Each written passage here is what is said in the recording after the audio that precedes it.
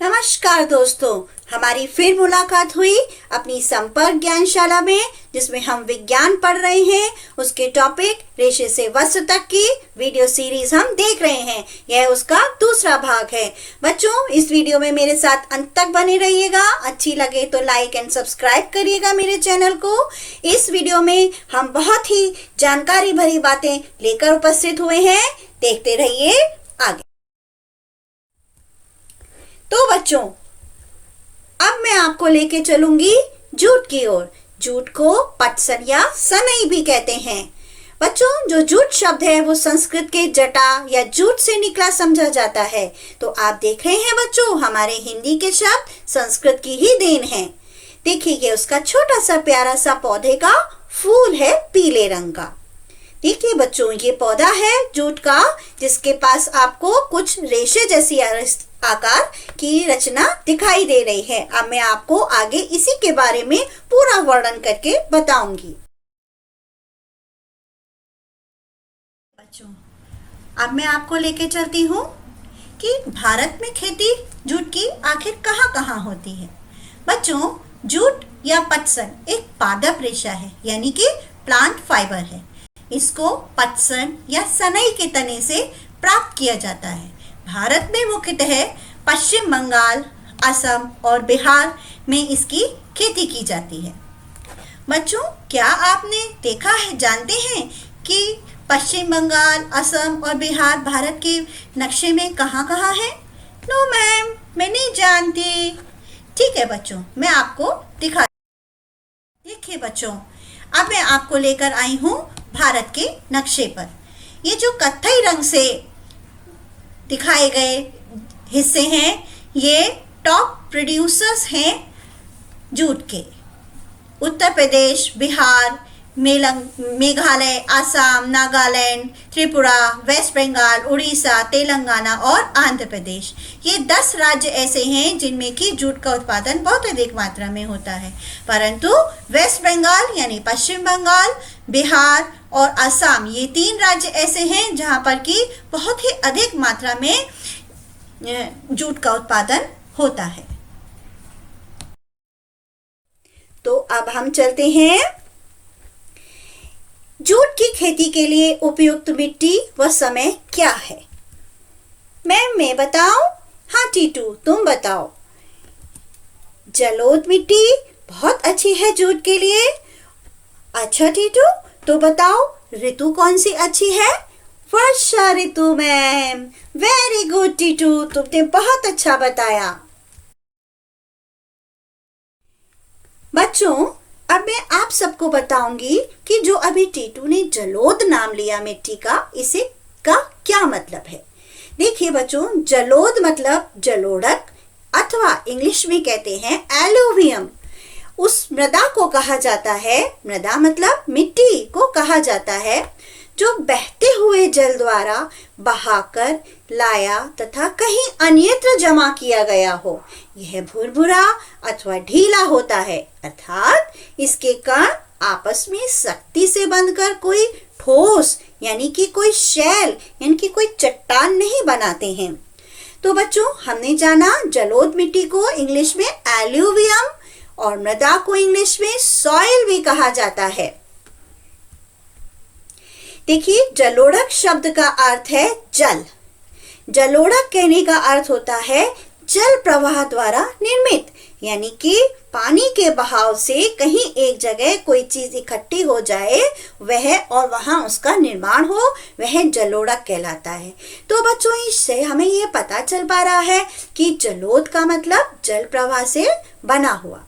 अब मैं बताऊंगी बच्चों, alluvial soils provide many functions. The greatest is serving as the earth's kidney. बच्चों, हमने इससे और नई जानकारी प्राप्त की कि अर्थ की किडनी कौन सी मिट्टी होती है। तो वह है जलोढ़ मिट्टी या alluvial soil. It has more water retaining capacity.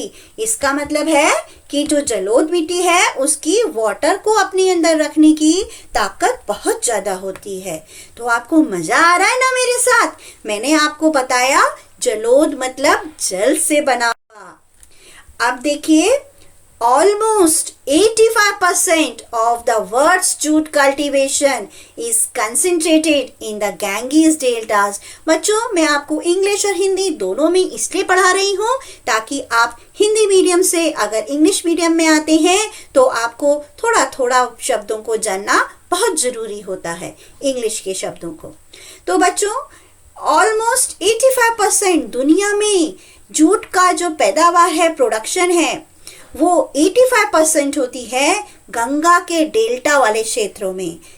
ठीक है, दिस फर्टाइल जियोग्राफिक रीजन, तो गंगा के डेल्टा क्षेत्र कहाँ कहाँ है?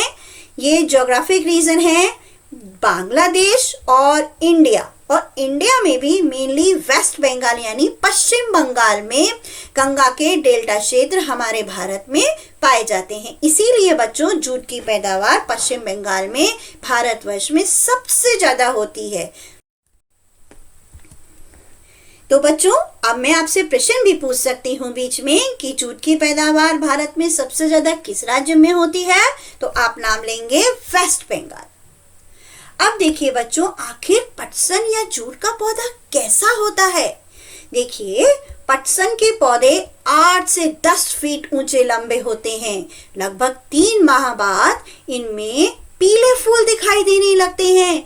फूल आते समय ही फसल को काटा जाता है। क्यों? क्योंकि इस अवस्था में रेशे बहुत लचीले होते हैं। कटाई के बाद पटसन की शाखाओं व पत्तियों की सफाई करके तनों को बंडल बनाकर रुके हुए जल में डुबोकर रख देते हैं। 4-5 दिन बाद पौधे के मुलायम भाग गल जाते हैं। आपने भी देखा होगा, हाथ को पानी में ज्यादा देर रखेंगे तो आपके हाथ गले गले हो जाते हैं ना, इसी तरह। और रेशे स्पष्ट दिखाई देने लगते हैं। जल में पौधे के मुलायम भाग को अलग अलग करके रेशा निकालने की क्रिया पटसन की रेटिंग कहलाती है बच्चों। तो आपके प्रश्न बनते हैं इसमें से 4। क्या कि पटसन के पौधे कितने लंबे होते हैं, कितने समय बाद उसमें फूल आता है, फूल किस रंग का होता है, और पटसन की रेटिंग किसे कहते हैं। चलिए बच्चों, मजा आ रहा है ना पटसन के बारे में नई जानकारी इकट्ठी करने में? तो बच्चों, पटसन की रेटिंग आखिर क्या है? देखिए, ये जो किसान हैं पटसन की फसल को पानी में डुबो रहे हैं और देखिए अपने हाथ से ये रेशे को अलग कर रहे हैं। बच्चों देखिए, रेशा अलग करने के बाद सुखाया जाता है। देखिए, पानी में पहले पौधे को डुबो के रखा गया, उसके बाद रेशा निकाला गया, रेशे को सुखाया गया इस तरह से। तो बच्चों, हमको फिर रेशा इकट्ठा होकर ऐसे मिल जाता है। बच्चों, रेशा तो मिल गया, अब बताइए इसका उपयोग क्या करें?